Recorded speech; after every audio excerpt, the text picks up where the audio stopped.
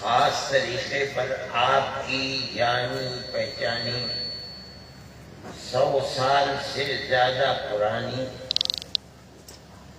جماعت ہے. آپ حضرات جانتے ہیں آپ کی جماعت آپ کے بزرگوں سے روحانی اور علمی بزرگوں سے، بلکہ میں کہتا ہوں آپ کے نسبی بزرگوں سے جانی پہچانی جماعت ہے. ضرورت نہیں تھی کہ ہم یو پی اور دوسرے صوبوں میں خاص طریقے پر چند ضلعوں کے لوگوں کو بلا کر کے ان سے بات کریں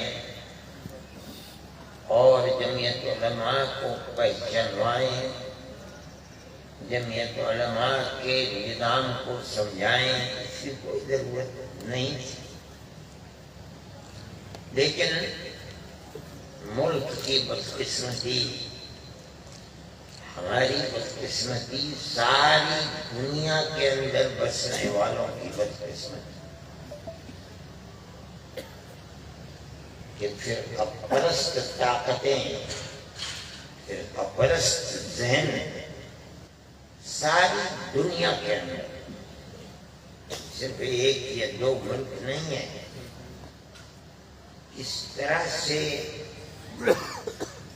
سر اٹھا رہا ہے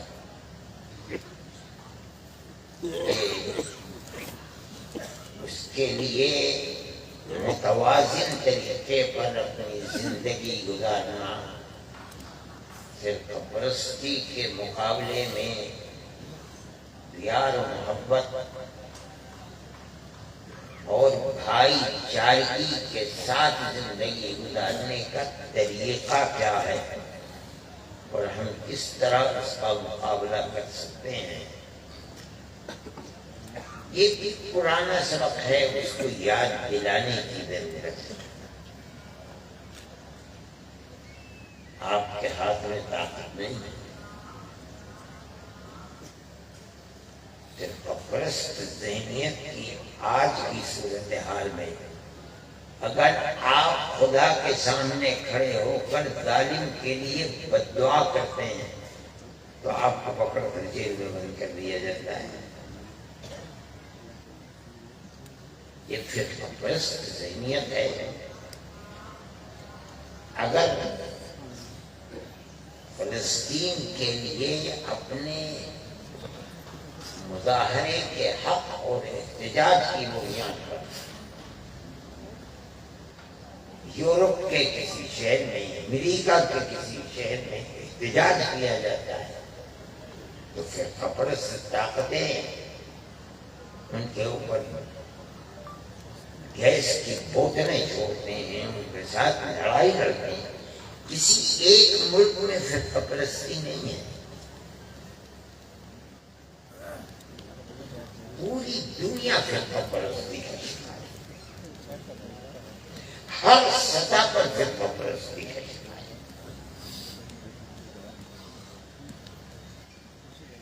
آپ نے اپنی آنکھوں سے دیکھا ہوگا اگر اسرائیل نے بموں کی بارش کر کے ہزاروں بچوں کو قتل کر دیا، ہزاروں عورتوں کو قتل کر دیا، ہزاروں جوانوں کو قتل کر دیا، امریکہ جیسے ملک کا صدر آتا ہے اور دنیا کے سامنے ان بے گناہ بچوں کو قتل کرنے والی طاقت سے ہاتھ ملاتا ہے، یعنی بالفاظ دیگر کمر پر کرواتا ہے. یہ دنیا کی صورت ہے. میں کسی ایک ملک کو نہیں کہہ رہا، یہ زمانہ ہے. میں نہیں جانتا ہوں کہ ایسا زمانہ کبھی دنیا میں آیا ہوا. اس صورتحال کے اندر آپ کو کرنا کیا ہے؟ آپ اپنی زندگی کس طرح گزاریں؟ جمعیت علماء اپنا فرض بتائے. جمعیت علماء نے اپنی 100 سالہ زندگی کے اندر ہر سطح پر ہمیشہ مذہب سے اوپر ہوا. لوگ اپنی زندگی حالات کا مقابلہ کرنے کے لیے کس طرح کھڑے ہیں. جمعیت علماء نے ہمیشہ بتایا ہم کبھی جذباتیت کے ساتھ نہیں آئے.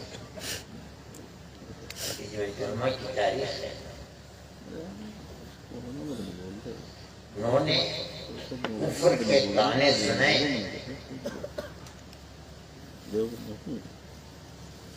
ان کے گلے میں جوتے کے ہار ڈال دیے گئے, قتل کرنے کی سازشیں کی گئی, انہیں کافر بتایا گیا کہ یہ لوگ اسلام کے دشمن ہیں. ہم ہندوستان کے ٹکڑے کر کے اسلام کی بنیاد پر ہم دوسرا ملک چاہتے ہیں. جمعیت علماء کی مخالفت. وہ یہ کہتے تھے کہ ہندو مسلمان ملک کے اندر 2 قومیں ہیں. ہم مسلمان قوم کے لیے الگ اسلامی ملک چاہتے ہیں. جمعیت علماء کی مخالفت. جمعیت علماء نے کبھی جذبات کا ساتھ نہیں دیا. جمعیت علماء یعنی ہمارے بزرگوں کا نظریہ یہ تھا کہ ہم 1300-1400 سال سے جب ایک ساتھ رہتے چلے آئے, آج کون سی آفت ہے کہ ہم ساتھ نہیں رہ سکتے؟ ہم رہ سکتے. ہم تقسیم کی مخالفت ہیں. ہم ایک قوم ہیں, ایک ملک کے رہنے والے ہیں. ہم بھائی بھائی ہیں. ہم رہتے چلے آئے ہیں اور جب تک زندگی ہے دنیا کی انشاءاللہ ہم رہتے چلیں گے. اس کا جو جی چاہے کر لے. بھئی اگر آپ کا مسئلہ ہمیں قتل کرنے سے حل ہوتا ہے حضرت رحمت اللہ علیہ دروازے پر کھڑے ہیں, گالیاں دی جا رہی ہیں, ڈنڈوں کو پکڑ رکھا ہے, ریل کی, اور یہ فرمان بھائی اگر تمہارا مسئلہ میرے قتل کرنے سے ہے تو میں سامنے اپنے قتل کر دوں. یہ ہمارا کردار ہے. کوئی مائی کا لال ہے, ملک ذرا کردار پیش تو کر دے. ان حالات کے اندر جہاں زندگی گزارنا مشکل تھی, سفر کرنا مشکل تھا, یہ حالات کبھی ان کے راستے کو روکنے والے نہیں بنے. جو ہوگا ہوگا, اللہ نے جو مقدر فرمایا ہو جائے گا. جمعیت علماء کا کردار ہمیشہ یہ رہا ہے اور یہی کیا ہے جمعیت علماء نے. آج بھی ہمارا نظریہ یہی ہے. ہم مذہب کی بنیاد پر کسی بھی تقسیم کو, دوری کو, آج کے حالات میں جو نعرے فرقہ پرست ذہنیت لگا رہی ہے, ہم ان لگانے والوں کو اپنے اس ملک کا دشمن سمجھتے ہیں اور ہم اس کو برملا کہتے ہیں. ملک اگر زندہ رہے گا تو اخوت و ہمدردی, بھائی چارگی کے ساتھ زندہ رہے گا, ورنہ آج نہیں, کل نہیں, پرسوں ملک برباد ہو جائے گا. اور ملک بڑھ رہا ہے. جمعیت علماء کا یہ نظریہ اور کھلا ہوا نظریہ ہے. میں یہ بات کہتا ہوں, آپ حضرات جس محبت کے ساتھ جمعیت علماء سے تعلق کے ساتھ آپ آئے ہیں, میں یہ چاہتا ہوں کہ جمعیت علماء کا یہ نظریہ ہر ایک کے ذہن میں پیوست ہونا چاہیے۔ جمعیت علماء کوئی سیاسی جماعت نہیں، ملک کی آزادی سے پہلے جب مسئلہ غلامی سے آزادی کا مسئلہ تھا، جمعیت علماء ملک کو آزاد کرانے کے لیے، ملک کو آزاد کرنے کے لیے سر دھڑ کی بازی لگائے گئے۔ 10-5 سال نہیں، تقریباً 145 سال تک علماء نے، میں جمعیت علماء نہیں کہہ رہا، علماء نے اپنی جان کو ہتھیلی پر رکھ کر غلامی کی آزادی کی زنجیریں، غلامی کی زنجیریں توڑنے کے لیے کام کیا۔ تو توڑ ڈالا، 150 سال تقریباً کام کرتے رہے۔ یہ سیاست تھی ملک کی، ملک آزاد ہو گیا، لیکن کہ ہمارا مقصد حکومت کرنا نہیں تھا، ہمارا مقصد تو صرف ملک کو آزاد کرانا تھا۔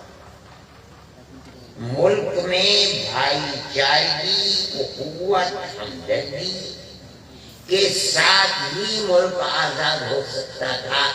تنہا مسلمان کھڑا رہتا، تنہا ہندو کھڑا رہتا، تنہا سکھ کھڑا رہتا، تنہا عیسائی کھڑا رہتا اور لڑتا رہتا، ملک کو آزاد کرانا چاہتا، مر جاتے، فنا ہو جاتے، ملک آزاد نہیں ہو سکتا۔ حضرت شیخ ہند رحمۃ اللہ علیہ نے مالٹا سے آنے کے بعد یہ کہا کہ آج تک ملک آزاد نہیں ہو سکا۔ سن 1803 سے لے کر 1920 آ گئی، یعنی تقریباً 120 سال ہو گئے ملک آزاد نہیں ہوا۔ ملک کی آزادی جبھی ہو سکتی ہے جب ہندو، مسلمان، سکھ، عیسائی سب کے سب ملک کی آزادی اپنا مقصد بنا کر چلے، اپنے سر سے کفن باندھے، اپنی جان کو ہتھیلی پر رکھیں، تب یہ کام ہو سکتا ہے، ورنہ نہیں ہوگا۔ حضرت کے ملفوظات میں موجود ہے اور یہ فرمایا اگر سکھ جیسی موت سے کھیلنے والی جنگجو قوم ساتھ ہو جائے وہ بھی، تو آزادی اور بھی آسان ہو جائے گی۔ یہ حضرت کے کلمات ہیں۔ خدا کی قدرت، یہ لوگ خدا ترس لوگ تھے، دن میں کام کرتے تھے، راتوں کو ہاتھ اٹھا کر بھیک مانگتے تھے، اللہ کے سامنے روتے تھے، جو چاہا تھا وہی ہو گیا۔ اس سخانی بازار پشاور میں وہی نہیں، صرف ایک نے ہندو، مسلمان اور سکھ سب کو یہ شہید کر دیا۔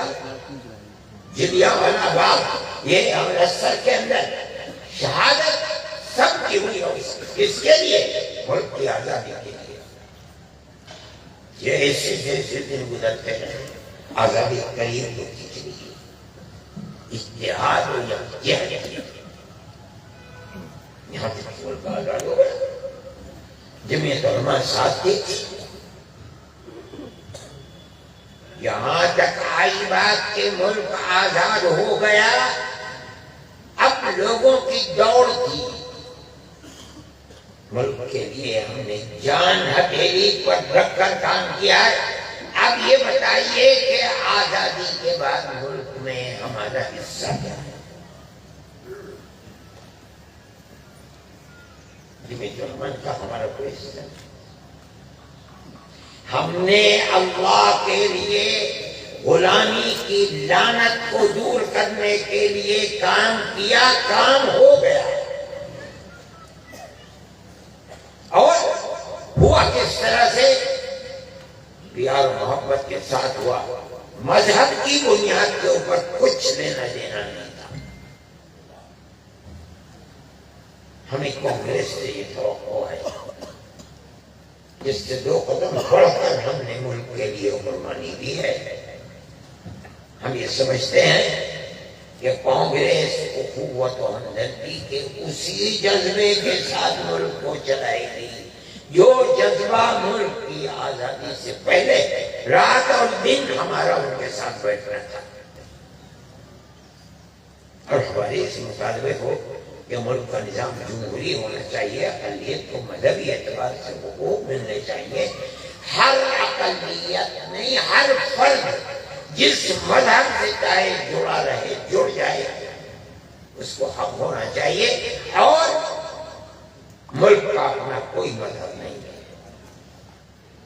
وہ سب کے ساتھ ملک کی جو نظام ہے، ملک کی کا جو دستور ہے معاملہ کرے، اور ملک کا ہر بسنے والا ہر اپنی خودآداد صلاحیت کی بنیاد پر ملک کو آگے بڑھانے کے لیے کام کرے۔ یہ بنیاد تھی، اسی بنیاد کے اوپر چلے۔ سن 48 کے اندر جمعیت علماء نے کھڑے ہو کر اعلان کر دیا، پہلے حاملہ میں، پھر دوسری مجلس محترمہ، خدا کی تقدیر کے گاندھی جی کا قتل اسی دن ہو گیا، ختم کر دیا اس کو، پھر اگلے دن عاملہ کی، اور اس کے بعد منتظمہ کی میٹنگ بلائی، اعلان کر دیا کہ آج سے جمعیت علماء ہند خالص مذہبی جماعت ہے، دستور بن گیا، اس دستور کے اوپر چلیں گے۔ ہم ساتھ ہیں، آپ جمعیت کے دستور کو اٹھا کر دیکھیں، جمعیت علماء کو جمعیت کے افراد خود آزاد ہیں، جس غیر فرقہ پرست جماعت کے اندر چاہیں داخل ہو جائیں، الیکشن چاہتے ہیں الیکشن کریں۔ مذہبی اعتبار سے جمعیت علماء الیکشن لڑتی ہے، کینڈیڈیٹ کھڑی کرتی ہے، نہ کسی دوسرے کے الیکشن کو لڑاتی ہے، سیاسی جماعت نہیں ہے جمعیت علماء۔ میں یہ سمجھتا ہوں کہ 100 سال سے جماعت زندہ ہے ہمارے اکابر کا، یہ بنیادی دستور کہ ہم سیاسی نہیں ہیں، غیر فرقہ پرست، فرقہ پرستی ملک کے لیے زہر ہے، تباہ کرنے والی ہے، غیر فرقہ پرست ہر جماعت اور ہر طاقت کے ساتھ ہمارا ممبر جوڑ سکتا ہے۔ یہ وہ بنیاد ہے جس کی وجہ سے 100 سال سے جمعیت علماء زندہ ہے۔ اگر یہ بنیاد نہ ہوتی، جمعیت علماء ختم ہو چکی ہوتی، آگ لگ چکی ہوتی۔ یہ جمعیت علماء کی بنیادی دستوری طاقت ہے، اس نے ملک کے دستور کو اسی بنیاد کے اوپر بنوایا ہے۔ وہ دفعات جو یہاں ہر اقلیت کو مذہبی آزادی کے ساتھ جینے کا موقع دیتے ہیں، وہ وہی دفعات ہیں جن کو جمعیت علماء نے دستور کا حصہ بنایا ہے۔ جمعیت علماء آج بھی اسی کے اوپر چلتا ہے۔ جمعیت علماء کے ہر ممبر کو یہ سمجھنا چاہیے، اور اسی نہج کے اوپر اگر آپ حضرات، میں مکان نہیں کہتا ہوں، میں کہتا ہوں جھوپڑی جھوپڑی، مکان مکان، مدرسہ مدرسہ، دکان دکان، کھیت در کھیت، اگر آپ جمعیت علماء کے اس دستوری طاقت کو اپنے اندر لے کر چلیں گے، اعلان کریں گے کہ ملک میں اخوت و ہمدردی کا چراغ ہی وہ چراغ ہے جو اس ملک کی کشتی کو پار لگا سکتا ہے، اپنے کردار کو اسی طرح رکھیں، آپ زندہ رہیں گے، آپ کا ملک زندہ رہے گا، اور اگر کی بات نہیں ہوگی ملک ختم ہو جائے گا۔ آج کی صورتحال یہ ہے، آپ دیکھ لیجئے کہ ملک کی بے چینی ہندو مسلم ہر طبقے کے اندر کتنی ہے۔ میں صرف مسلمان کو نہیں کہتا، ہر آدمی بے چین ہے۔ اس کا مذہب کیا ہے؟ اس سے کوئی بہتر ہے، یہ نحوست ہے، پھر تو پرست طاقتوں کے اوپر چلنے، وہ طاقتیں خود بھی زندہ نہیں رہی، وہ بھی برباد ہو گئی۔ اگر آپ کو ملک کے اندر بھائی چارگی، پیار و محبت، مذہب سے اوپر اٹھ کر اپنی زندگی کو گزارنا ہے، تبھی آپ زندہ رہ سکتے ہیں، ورنہ نہیں رہ سکتے۔ ملک کس طرح چل رہا ہے آپ دیکھ لیجیے، ایک وہ فرقہ پرستوں کی ٹولی جو جہاں طاقتور ہے، الیکشن کو اس طریقے کے اوپر جو طریقہ ملک کے دستور نے دیا ہے، آدمی جس کو چاہے ووٹ کی آزادی نہیں چل رہی ہے۔ دنیا جانتی ہے میں اس کے اوپر نہیں چلتا ہوں، پھر پرست طاقت ہے، وہ بیٹھی ہوئی ہے ٹولی، جہاں اس کو دستوری ہے، جہاں طاقت ملتی ہے اس ٹولی کو، وہ دستور کو آگ لگاتی ہے، سیکولرزم اور جمہوریت کو کنویں میں ڈالتی ہے، اور صرف اپنی طاقت کو محفوظ کرنے کے لیے آگے بڑھتی ہے۔ نتیجہ یہ ہوتا ہے کہ ووٹ کسی کے ساتھ اعلان کسی کا ہو رہا ہے۔ یہ فرقہ پرستی کی لعنت ہے، ملک کو اس سے نکل کر جائے۔ میں یہ بات آپ سے کہہ رہا ہوں کہ یہ صرف تقریر کی بات نہیں ہے، آپ یہاں ہیں اس کو اپنے نگاہوں کے سامنے رکھیے، اسی نہج پر چلیے۔ گاؤں میں ہیں تب ہندو مسلمانوں کو ساتھ لیجیے، اسی طرح آپ کامیاب ہو سکتے ہیں، ورنہ آپ کامیاب نہیں۔ آج کی صورتحال جن کی ہے، جو ملتا ہے قتل کر دیتے ہیں، خواہ ذرا سا گاڑی سے گاڑی لگ گئی، دل میں جگہ نہیں ہے، مارتے ہیں، مار کر قتل کر دیتے ہیں۔ میں یہ کہتا ہوں کہ دشمنی اس درجے تک بڑھ جانا یہ خود بخود نہیں بڑھی ہے، ہم اسے برا سمجھتے ہیں۔ اگر مسلمان کرتا ہے اس کے اس فعل کے اوپر بھی کسی کو قتل کر دیا جائے، ڈرانا، اسلام اس کو جائز نہیں قرار دیتا۔ اگر ہندو کرتا ہے اس کے اوپر بھی فعل کے اوپر ڈرانا، پیار و محبت کا تقاضا، بھائی لگ گئی ایک دوسرے سے گلے ہوئے۔ میں نے دیکھا ہے سعودی عرب میں گاڑی لگ گئی، اتر کے ایک دوسرے کے منہ کو چوما۔ کیا ہوا؟ یہ ہو گیا بھائی پولیس کو بلاؤ، پولیس دیکھے کہ مقدمہ درج۔ آپس میں لڑنا، مارنا، مر جانا، یہ تصویری انسانیت کی تصویر نہیں ہے۔ جب ملک کا قانون ہے، وہ آ کر دیکھیں گے، تصویریں لیں گے، گاڑی کس کی ہے، کس کے پاس ہے، قاطع نظر اس کے، پولیس لیتی ہے کاغذات کو، اس کی تصویر لیتی ہے، کاغذات دونوں کو دیتے ہیں۔ اب گاڑی کا بننا، یہ تمام معاملات اس کے لیے قانون ہے، وہ کام کرے گا۔ یہ کوئی قانون نہیں ہے کہ آپ کے دل میں جگہ نہیں ہے، ذرا سا ٹھیس لگی مسلم ایریے کے اندر، مان لیجیے غیر مسلم کا قتل ہو گیا یا غیر مسلم ایریے کے اندر مسلم کا قتل ہو گیا، کیا ہوا؟ گاڑی رکھ گئی تھی۔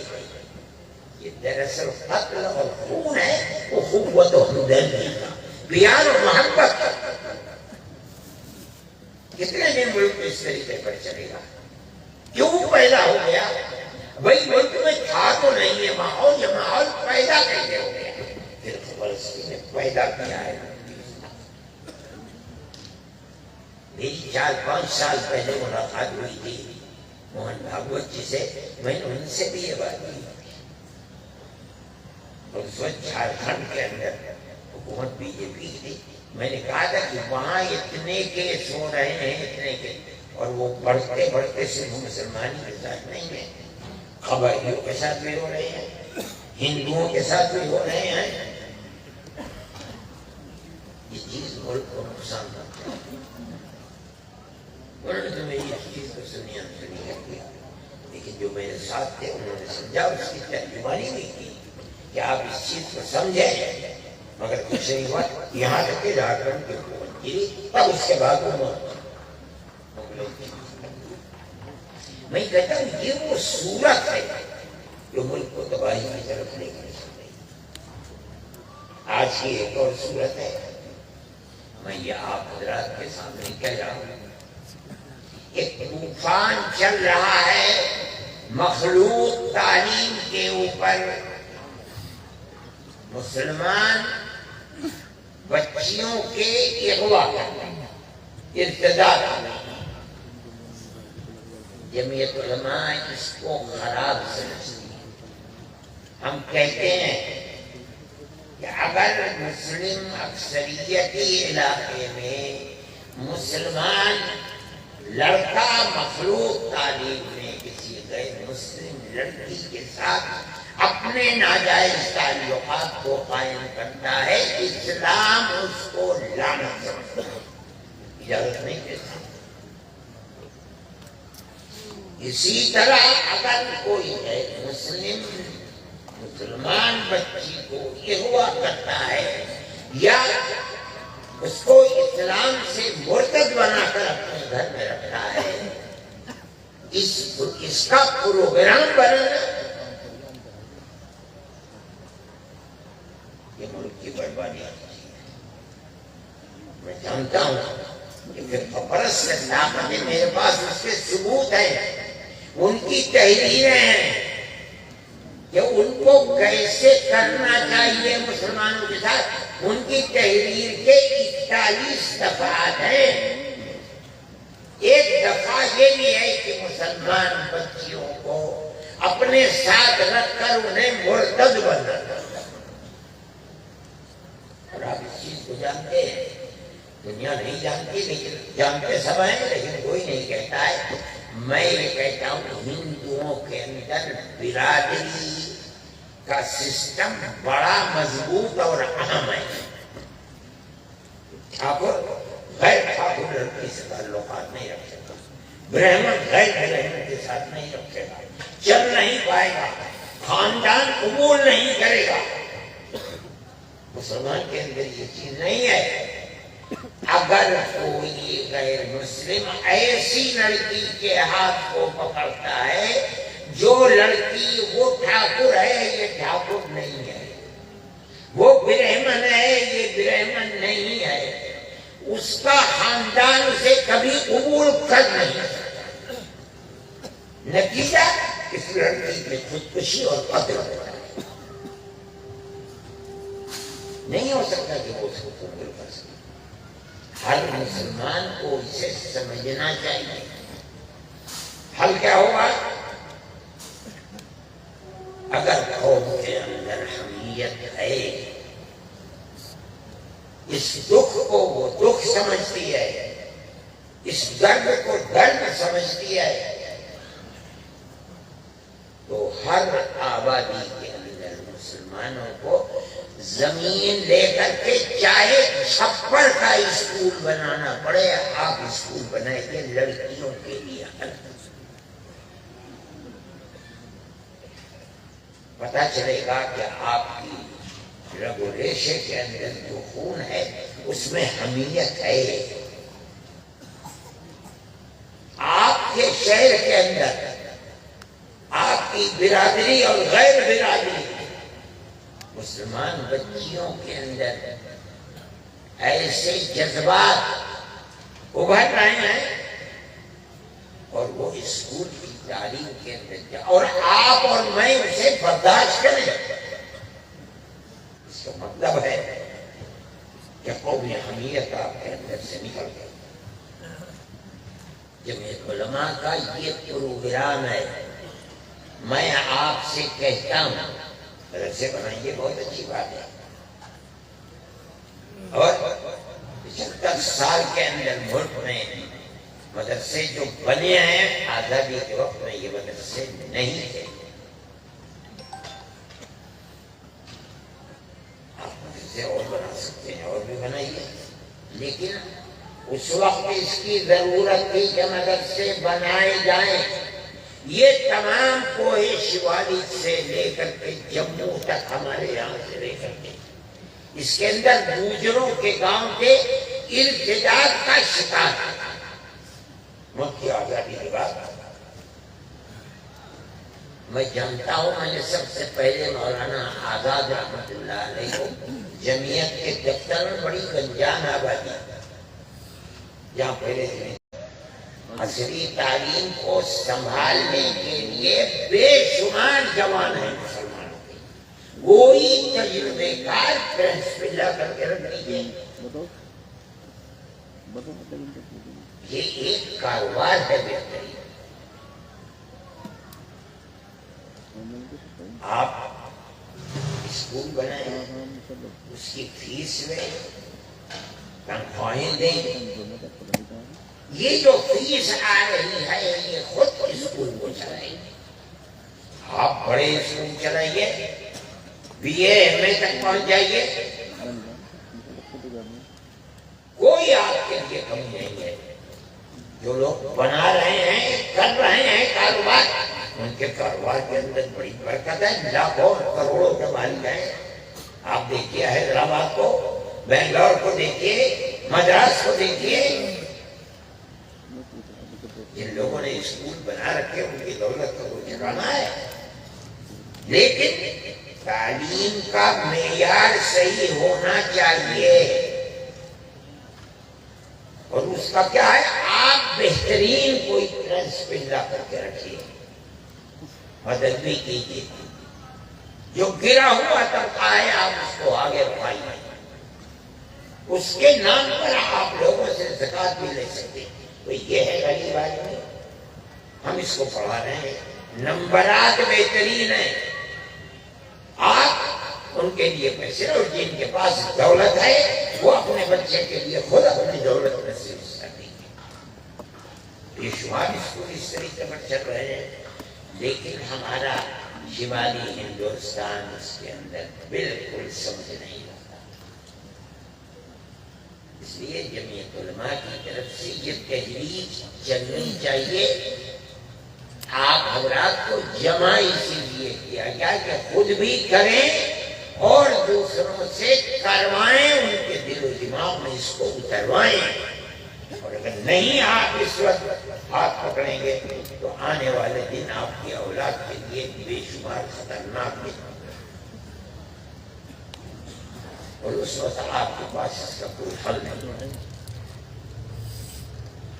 میرے بھائی، یہ وہ چیزیں ہیں جن سے جمعیت علماء خود بھگت رہی ہے، چل رہی ہے، اور چاہتی ہے کہ آپ چلائیں. میں بالکل مدرسوں کا مخالف نہیں ہوں، میری تو ساری زندگی مدرسوں ہی نے گزری ہے. جس دن سے میں گھر سے نکلا ہوں مدرسوں کی میں نے کہا وہ آج بھی بے شمار مدرسے ہیں جن کو قائم بھی کیا ہے اور چلا بھی رہے ہیں. اور مدرسوں کا وجود ملک کے اندر اسلام کے وجود کے لیے ضروری ہے، اس میں کوئی شک نہیں ہے. لیکن آپ عصری تعلیم سے اپنے اولاد، بچے اور بچیوں کو کبھی اس زمانے میں الگ نہیں کر سکتے، ورنہ اولاد خود چھوڑ دے گی آپ کے گھر کو، آپ کے دل سے، اس کو آپ کس طرح راہ راست پر لگا سکتے ہیں، اس کے لیے یہ ضروری ہے۔ ان حالات کے اندر آپ کو اسی طرح آگے بڑھنا ہے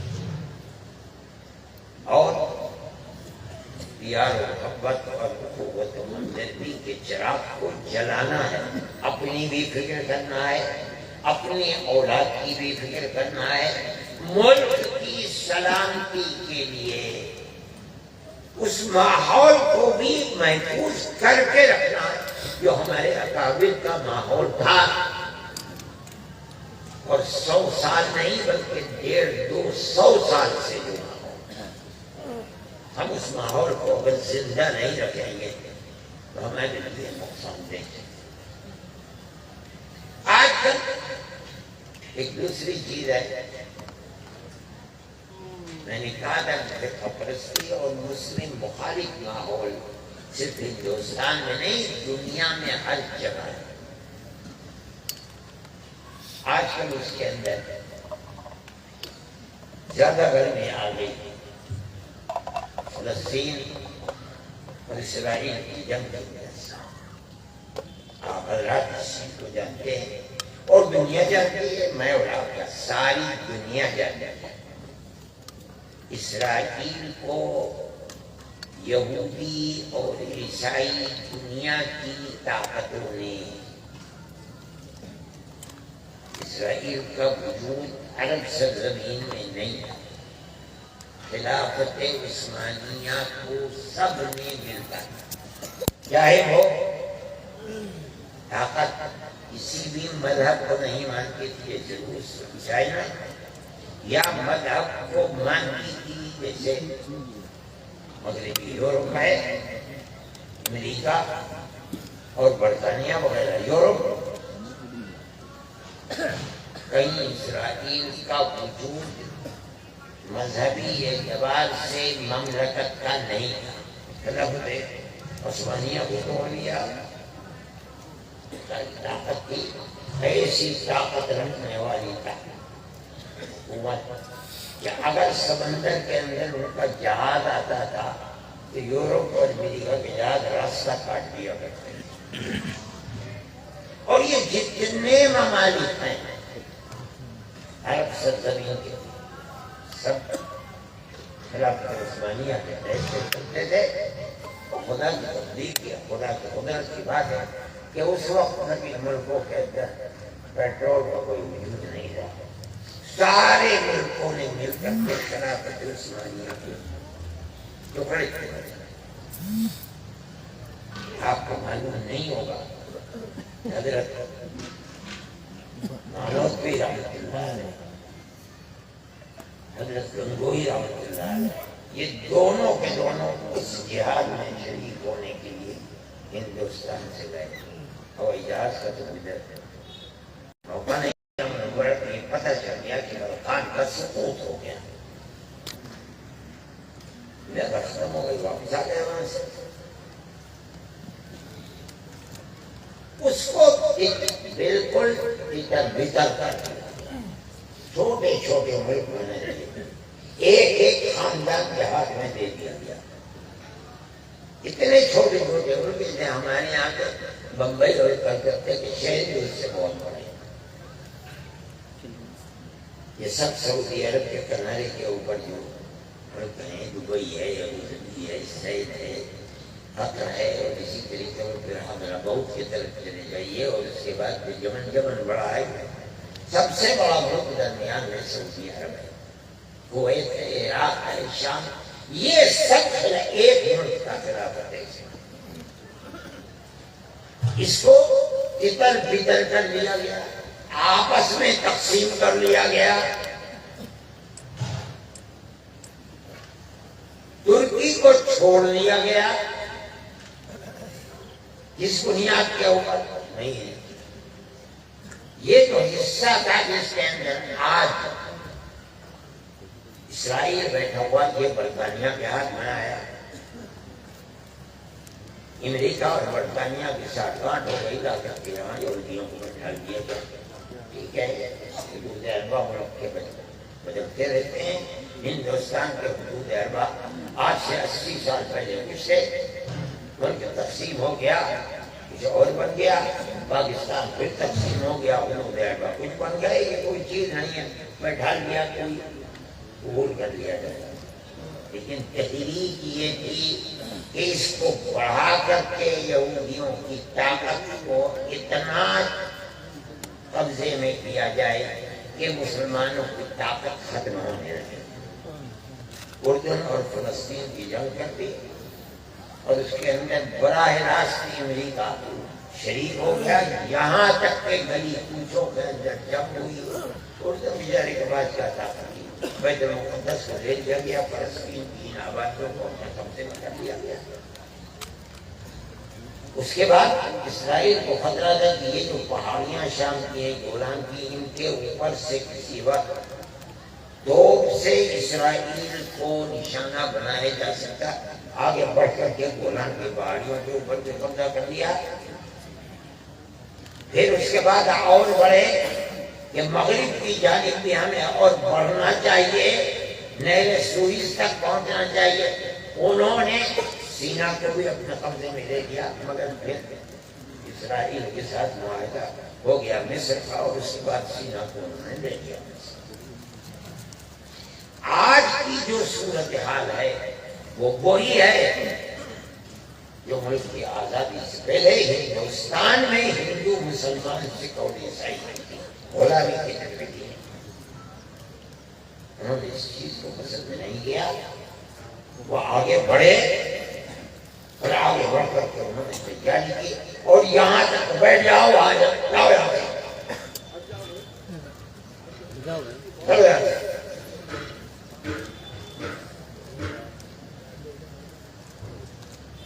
آج اسی چیز کے اوپر وہ اپنی جان پر کھیل رہے ہیں۔ آزادی کی جنگ ایسی چیز نہیں ہوتی کہ جو ایک دو دن کے اندر حاصل ہو جاتی ہے۔ کہا جاتا ہے کہ فرانس سے الجزائر نے آزادی دی ہے، کہتے 15 لاکھ آدمیوں کو قربان کیا ہے۔ یہ آپ کے برابر میں افغانستان ہے۔ اگر مرنے والے اور اپاہج ہونے والوں کو لیا جائے تو وہ 1.5 لاکھ سے زیادہ چھوٹا سا ملک ہے۔ لوگ رو رہی ہے اور رونا چاہیے کہ کتنے بچے شہید ہو گئے، کتنے جوان شہید ہو گئے، لیکن سبق لینا چاہیے کہ کسی بھی ملک کی آزادی دودھ پلا کر نہیں ہوتی، مرنے اور مارنے سے ہوتی ہے۔ دنیا رو رہی ہے 10 ہزار کے اوپر، رونے کی بات ہے، لیکن اگر یہ چاہتا ہے فلسطین کے آزادی ملے تو اسی طرح مرنے اور مارنے سے آزادی ہوتی ہے۔ دنیا کی تاریخ ہے۔ اس لیے کوئی کچھ بھی کہے، میں نہیں جانتا ہوں، لیکن میں تو اس جنگ کو آزادی کی جنگ سمجھتا ہوں، اور اس آزادی کی جنگ میں جو بھی قربانی لوگوں نے اپنے ملک کے لیے دی ہے، اسی ملک میں پیدا ہوئے تھے، اسی ملک میں پلے اور بڑھے، اسی ملک کے لیے ہاتھ پر جان رکھ کر کے قربانی دے دی، ان کا حق تھا کہ قربانی بڑی قیمتی تھی۔ آج نہیں تو کل، کل نہیں تو پرسوں، یہ طاقتیں جو دوسروں کو اپنا غلام بنانا چاہتی ہیں، جس طرح ہمارا ملک آزاد ہوا اسی طرح ان کا ملک بھی آزاد۔ میرے بھائی، ہمارا ایک نظریہ ہے اور اس تاریخ کی بنیاد پر اس نظریے کے خلاف جو کچھ کہتا ہے، اس کا مطلب یہ ہے کہ وہ تاریخ سے قابل ہے، اسے نہیں معلوم کہ کیا تاریخ۔ کوئی اسرائیل ہمیشہ سے تھوڑی بیٹھا ہوا ہے، اس کو بیٹھالا گیا ہے، اور جن طاقتوں نے اس وقت بیٹھایا تھا، آج وہ طاقتیں ساری دنیا کے سامنے ہاتھ میں آ رہی ہے۔ ٹھیک ہے، اور آج کی جو خبر ہے اس کے اندر امریکہ نے عراق اور شام کے اوپر حملہ کیا ہے۔